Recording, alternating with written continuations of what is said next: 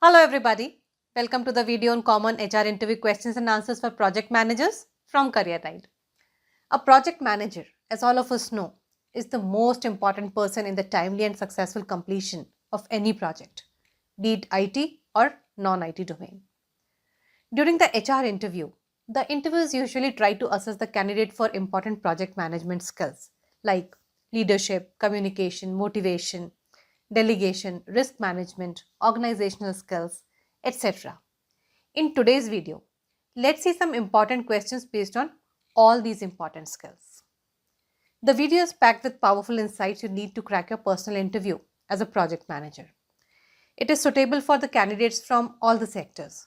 So, if you're really serious about cracking your next interview, watch the complete video without skipping any parts of it. Let's start and stay tuned. Question number 1.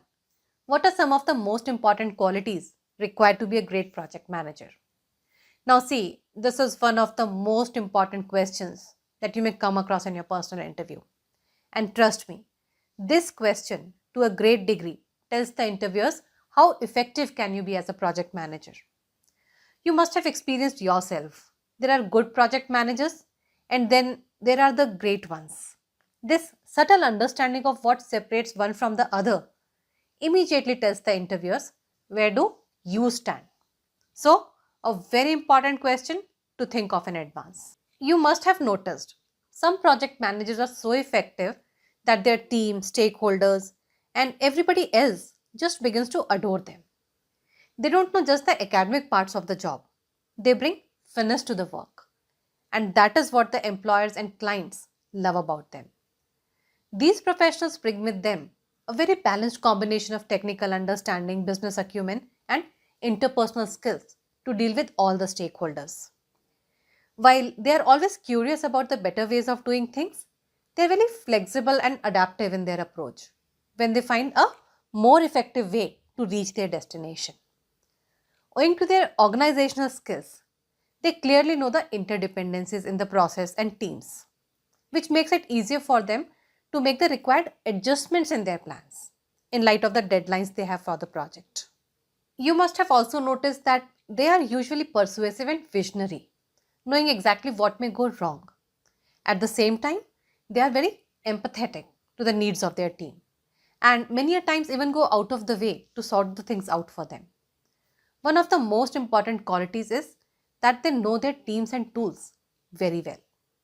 This allows them to use the right resources at the right time and alter their communication accordingly. Their team is always happy with them because they know how to share the credit whenever the team or a person does well. In times of failure, they have the courage to accept the accountability.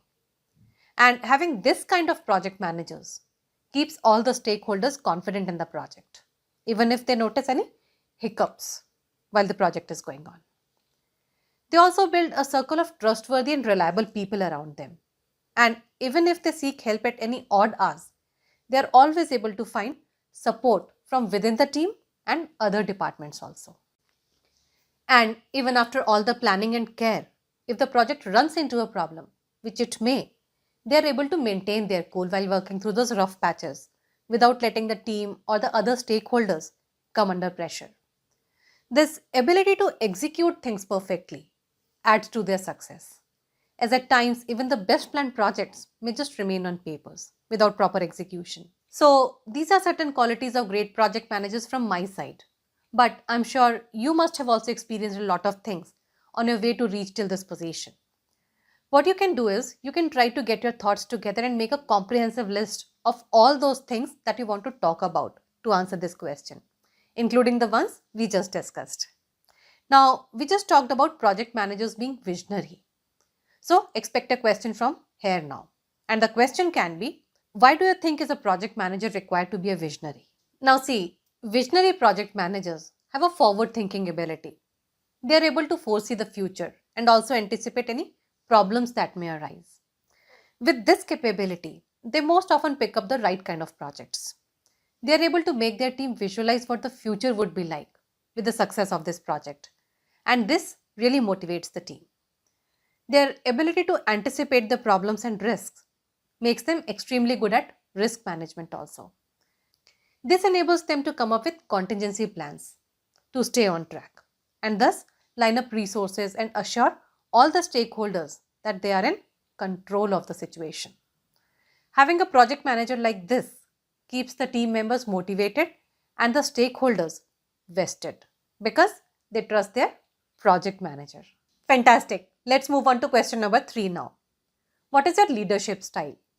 Now, see, there are different leadership styles, but one style that I have personally found to work the best is situational leadership style. This style is flexible and adaptive depending upon the needs of the team and the situation.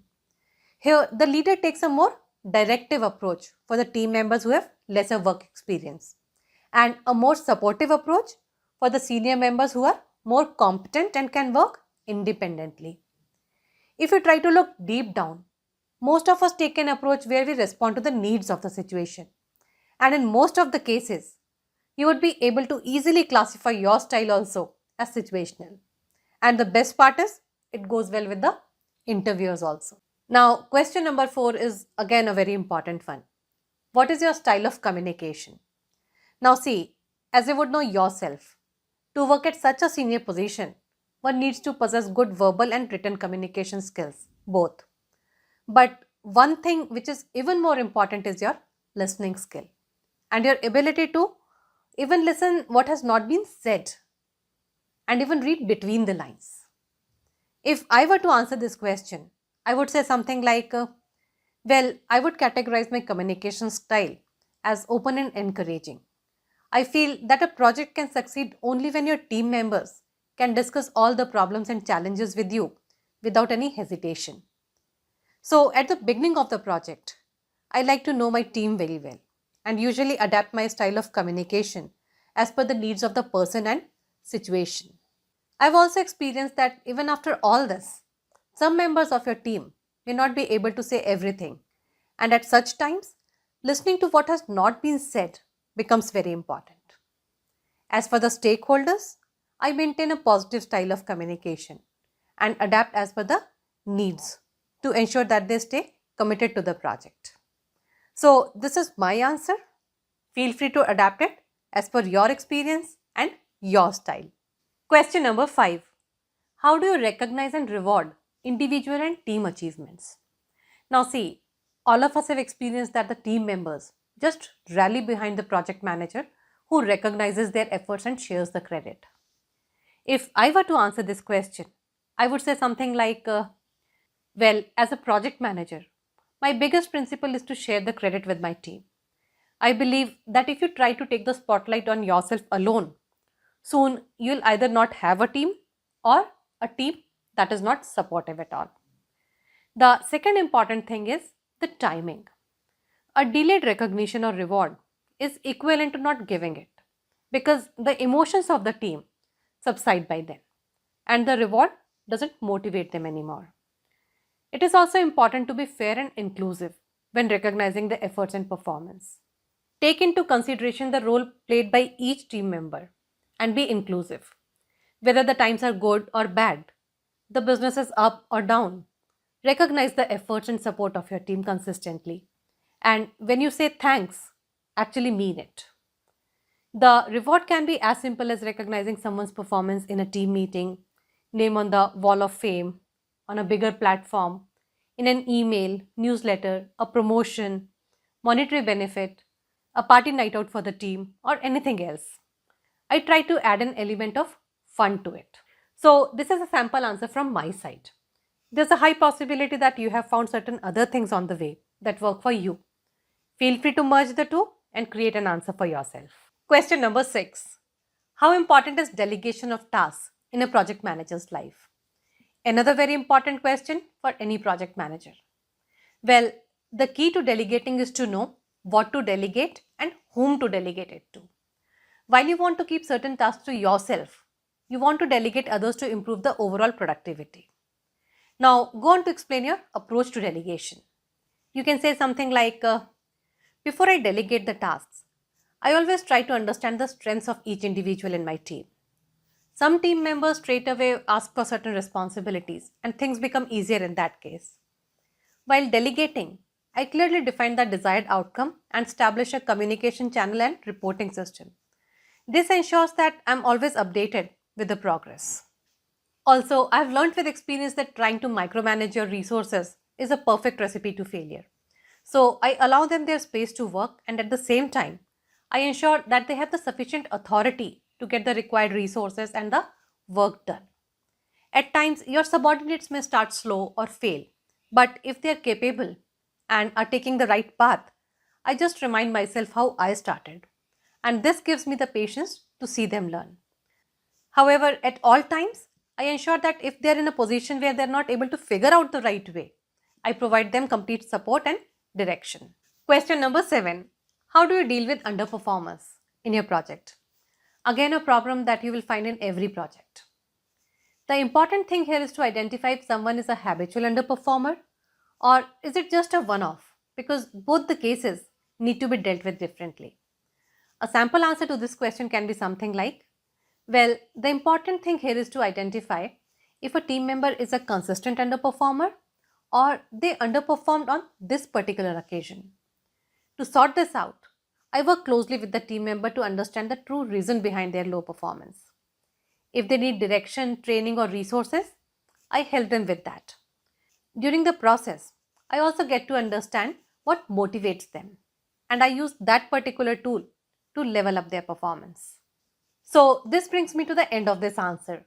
If you have developed your own strategy to deal with underperformance, this question is a good opportunity to discuss it. Now, in this series on project management interview videos, we have videos covering various aspects of project management, like interview questions on emerging trends in project management, situation interview questions related to project management, interview questions on general concepts related to project management, agile and scrum interview questions. The links to these videos will be made available in the description box and the pinned comments below. So, if you're preparing to face an interview soon, these videos are going to be of tremendous use to you. Do take a look at them. To stay updated with more such videos, subscribe to the channel now. And if you found today's video useful, do give it a thumbs up and share it with your friends also. I'll see you very soon with a new topic. Till then, bye bye and take care.